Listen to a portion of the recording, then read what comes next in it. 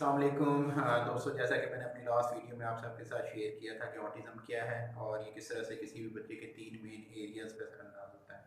उन्हीं 3 main areas में से मैं आज आपके साथ एक एरिया सोशल एक्सपेरिमेंट्स या सोशल इंटरेक्शंस के बारे में चीज़ें शेयर करने लगा हूँ। इंटरेक्शन का मसला जो है इन बच्चों में अर्ली एज से स्टार्ट हो जाता है और इवन के अपने पेरेंट्स के साथ ये उस तरह से इंटरेक्ट नहीं कर रहे होते, नहीं कर पाते जिस तरह से कि नॉर्मल बच्चे को करना चाहिए या करते हैं। इवन के अपने नेम तक पे रिस्पॉन्ड नहीं करते। जैसे पेरेंट्स जो है वो अंदाज़ा कर सकते हैं कि बच्चा जो है नॉर्मल से हट के रिस्पॉन्ड कर रहा है या इंटरेक्ट कर रहा है।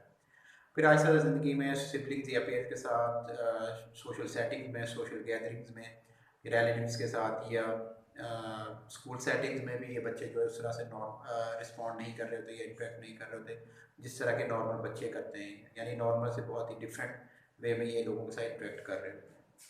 आई कांटेक्ट का प्रॉब्लम इन बच्चों में बहुत ज़्यादा होता है। या तो ये लिमिटेड आई कांटेक्ट देंगे या देंगे ही नहीं। अगर देंगे भी तो वो चंद सेकंड्स के लिए किसी ज़रूरत के तहत होगा। और आप देखेंगे कि ये बच्चे लोगों से ज़्यादा ऑब्जेक्ट्स पे फोकस या उनको आई कांटेक्ट ज़्यादा देना ज़्यादा पसंद कर रहे होते हैं। और अगर हम ज़बरदस्ती इनसे आई कांटेक्ट लेने की कोशिश भी करेंगे तो नहीं ले पाएंगे। या तो ये अपनी आइज़ को इधर उधर मूव करना या रोल करना या उस जगह से निकलने की कोशिश करेंगे इस सिचुएशन से।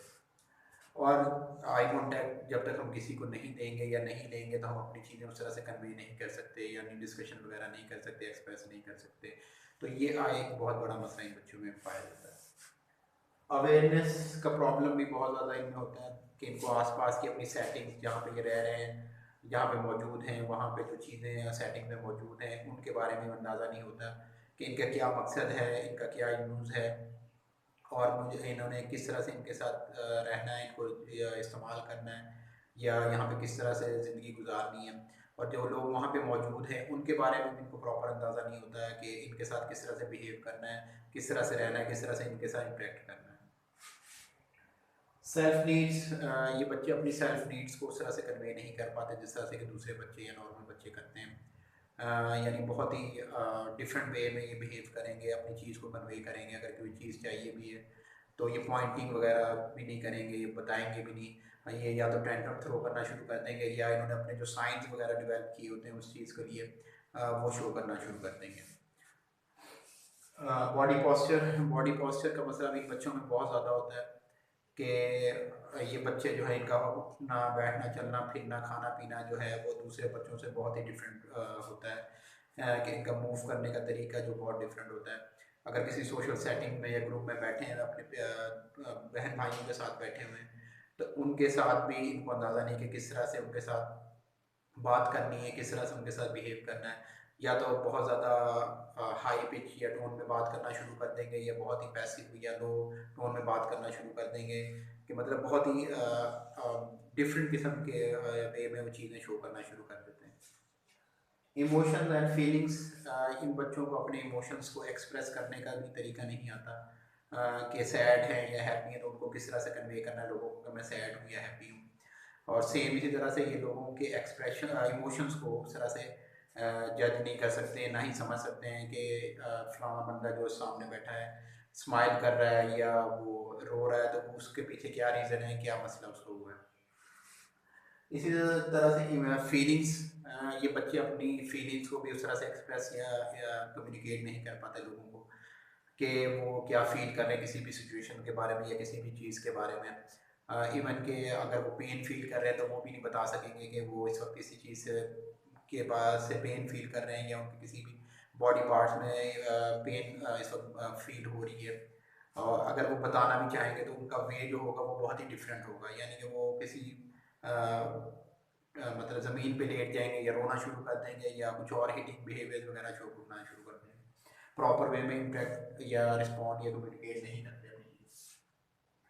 फेशियल एक्सप्रेशन का मसला भी इन बच्चों में बहुत ज़्यादा होता है कि इनको अंदाज़ा नहीं होता कि किस वक्त इन्होंने कौन से एक्सप्रेशन जो हैं वो यूज़ करने हैं। मिसाल के तौर पे अगर कोई बात कर रहे हैं, बात करने का तरीका कुछ और होगा और एक्सप्रेशन कुछ और शो कर रहे होंगे।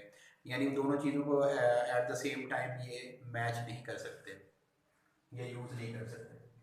जॉइंट अटेंशन का प्रॉब्लम इन बच्चों में बहुत ज़्यादा होता है कि क्योंकि इनका फोकस जो है एक चीज़ पे वो उस तरह से नहीं रह पाता।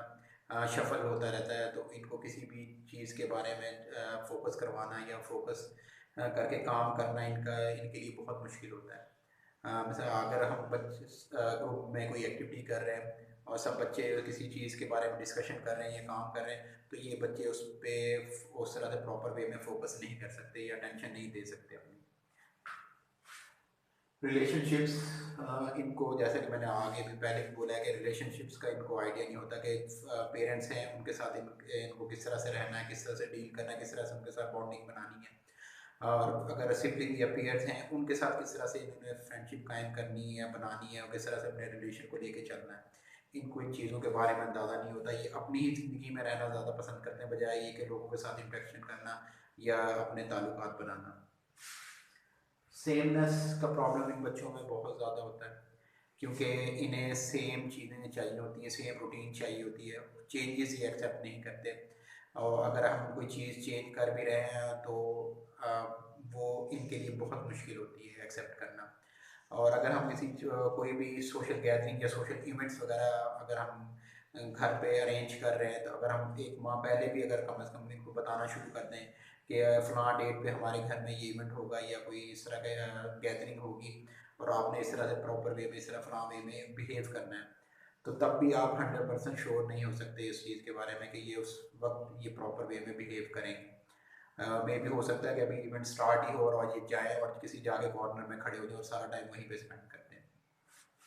और ये इस वजह से है कि इन बच्चों को जो है अपनी रूटीन से हटना या हटाना बहुत मुश्किल होता है।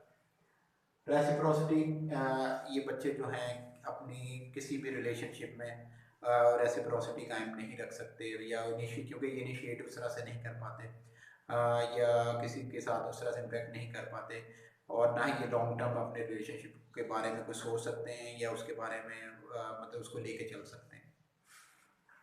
सोशल रूल्स बहुत इंपॉर्टेंट है कि सोशल रूल्स का इनको आइडिया नहीं होता। ग्रुप एक्टिविटीज़ हो रही हैं या बैठे हुए हैं अपने बहन भाइयों के साथ प्ले कर रहे हैं, इन्हें ये नहीं पता कि इस जो प्ले कर रहे हैं इसकी बाउंड्री क्या है, इसके रूल्स क्या हैं, इसकी डिमांड्स क्या है। इनको इन चीज़ों का अंदाज़ा नहीं होता, ना ही ये ज़्यादा बॉदर करते हैं इन चीज़ों के बारे में। अगर हम बाहर कहीं किसी आउटसाइड एक्टिविटीज़ के लिए जा रहे हैं, किसी मार्केट्स वगैरह में जा रहे हैं, तो वहाँ भी इन बच्चों को अंदाज़ा नहीं होता, ना ही इनको डेंजर्स का अंदाज़ा होता है, ना ही इनको बिहेव करने का पता होता है कि मतलब किस तरह से इन्होंने मूव करना है, किस तरह से वॉक करनी है, किस तरह से रहना है और किस लिमिट में रह के इन्होंने चीज़ों को देखना है वहाँ पे। पर्सपेक्टिव में ये कि बच्चे जो हैं इनको अगर हम इनके साथ बात कर रहे हैं तो या ये हमारे साथ बात कर रहे हैं तो इनको अंदाज़ा नहीं होता कि इस बात का बैकग्राउंड क्या है और या इसका फ्यूचर से कोई लिंक है या नहीं है या प्रेजेंट में इसकी क्या डिमांड है या क्या इसकी अहमियत है इस चीज़ की। इनको इन चीज़ों का अंदाज़ा नहीं होता क्योंकि ये इमेजिनेशन उस तरह से नहीं कर पाते। इमिटेशन स्किल्स इनके बहुत वीक होते हैं, यानी कि ये अपने पेयर प्ले या ग्रुप एक्टिविटीज़ में जो या टीचर्स के साथ जो अगर कोई एक्टिविटीज़ हो रही हैं उस तरह से इमिटेट नहीं कर पाते, जेस्चर्स को उस तरह से कॉपी नहीं कर पाते और शो नहीं कर पाते कि जिस तरह से दूसरे बच्चे कर रहे होते हैं उनको फॉलो नहीं कर पाते उस तरह से। तो इसलिए ये सोशल जो एक्टिविटीज़ हैं या ग्रुप एक्टिविटीज़ हैं उनमें दूसरे बच्चों के मुकाबले में बहुत ही पीछे रह जाते हैं। तो ये सब पॉइंट्स जो मैंने सोशल इम्पेयरमेंट्स या इंफेक्शंस के आपके साथ शेयर किए हैं, होपफुली इनसे कुछ लोगों को फ़ायदा हासिल होगा। इंशाल्लाह नेक्स्ट वीडियो में मैं आपके साथ कम्युनिकेशन इम्पेयरमेंट के बारे में चीज़ें शेयर करूँगा। अल्लाह हाफ़िज़।